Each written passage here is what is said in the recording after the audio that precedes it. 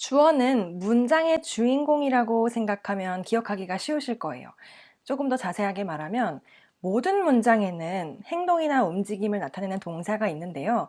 이 동사를 누가 하냐라고 질문했을 때 나오는 답변이 바로 주어가 되는 것입니다. 예를 들어 볼게요. 엄마가 아이를 꼭 껴안는다 라는 문장에서 이 껴안다 이 부분이 동사의 부분이죠. 이 행동을 한 사람이 바로 이 문장의 주인공, 즉 주어가 되는 것입니다.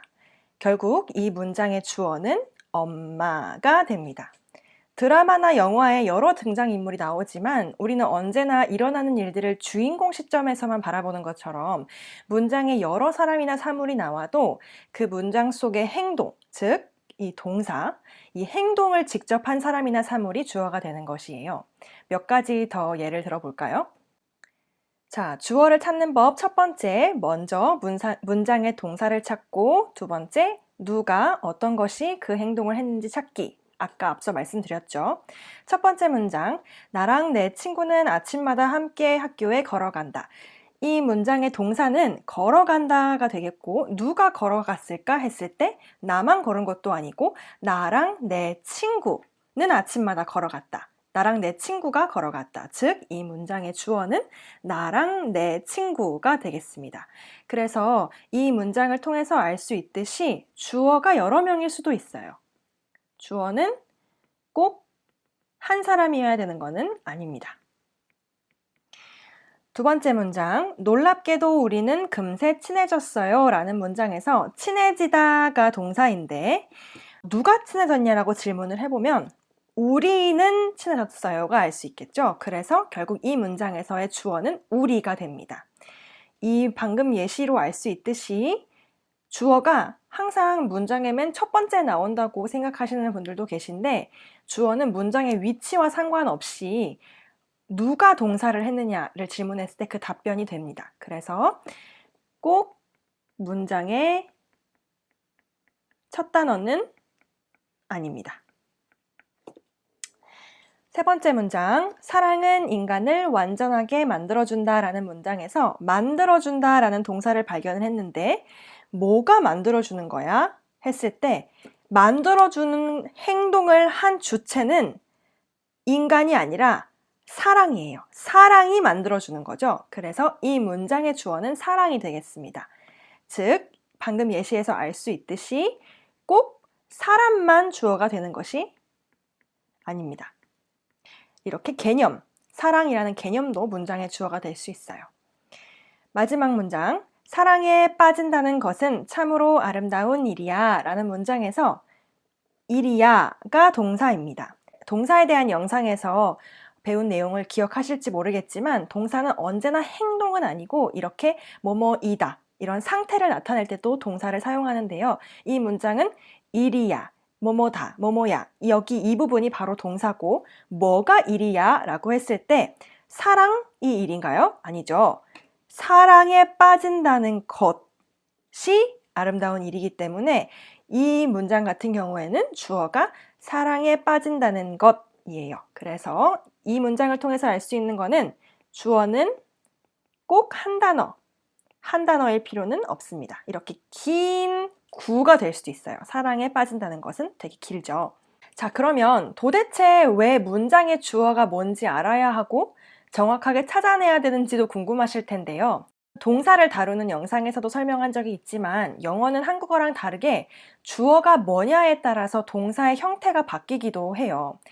첫 번째 문장을 예로 들면 이 문장의 주어는 나랑 내 친구이기 때문에 동사를 예를 들어 walk 라고 영어로 쓰지만 만약에 이 문장의 주어가 그녀였으면은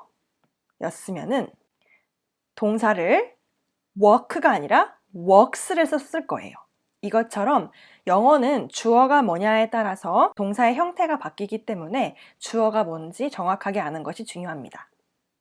우리나라 말에서 주어라는 개념이 생소한 이유는 우리는 종종 주어를 빼먹고 말하기 때문이에요.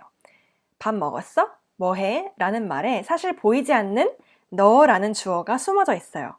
밥 먹었어도 너 밥 먹었어냐는 뜻이고 뭐해도 너 뭐해 이런 뜻인데 우리나라 말은 웬만하면 주어를 빼먹고 이야기하죠.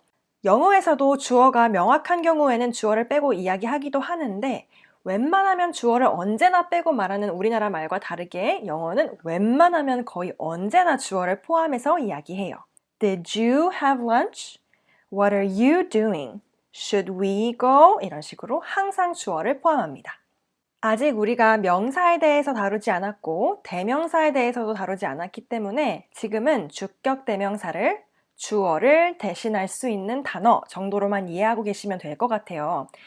이게 무슨 말인지 아까 본 예시를 가지고 설명을 드릴게요. 엄마가 아이를 꼭 껴안는다라는 문장에서 주어는 엄마라고 조금 전 배웠는데요. 엄마라는 주어는 그녀라는 주격 대명사로 대신 쓸 수 있어요. 나랑 내 친구는 아침마다 함께 학교에 걸어간다라는 문장에서 나랑 내 친구는 이라는 주어는 어떤 주격 대명사로 대체할 수 있을까요?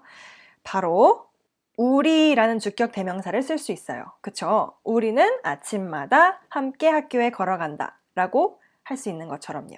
그러면 그냥 나랑 내 친구는 아침마다 함께 학교에 걸어간다 라고 하면 될 것을 왜 굳이 우리로 바꿔야 할까요?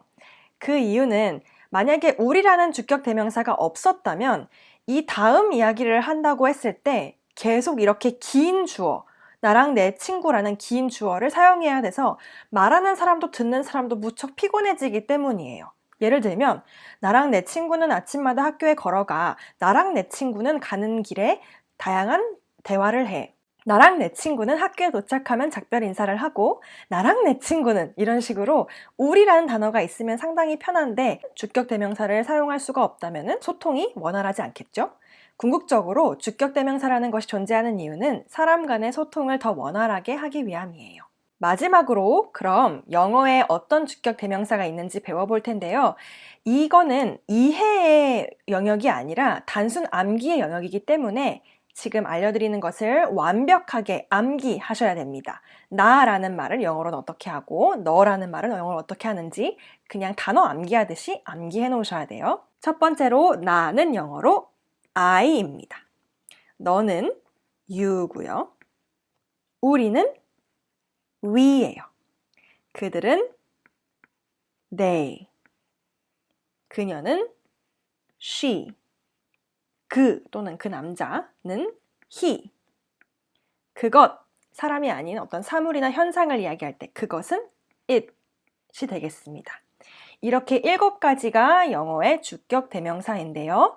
다시 정리하자면 주격 대명사는 문장에 있는 주어 자리에 주어 대신에 쓸 수 있는 단어들이라고 생각하시면 되고 여기에 있는 7단어 I, you, we, they, she, he, it 7단어는 그냥 단순히 완벽하게 암기를 하셔야 됩니다. 한 가지 마지막으로 가르쳐드리고 싶은 것은요. 한국말에는 존댓말이 존재하지만 영어에는 존칭이 존재하지 않아요. 그래서 저는 여기다 나, 너, 우리 이런 식으로 썼지만 사실 우리나라 말에는 저, 당신, 저희 이런 존칭이 있죠.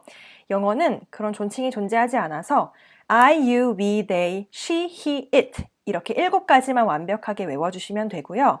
우리나라 말은 한 명한테 이야기하지 않고 여러 명한테 이야기할 때 너라고 하지 않고 너희들 이런 말이 있는데요. 영어로는 한 명한테 얘기하나 여러 명한테 얘기하나 똑같이 you라는 단어를 쓰시면 됩니다.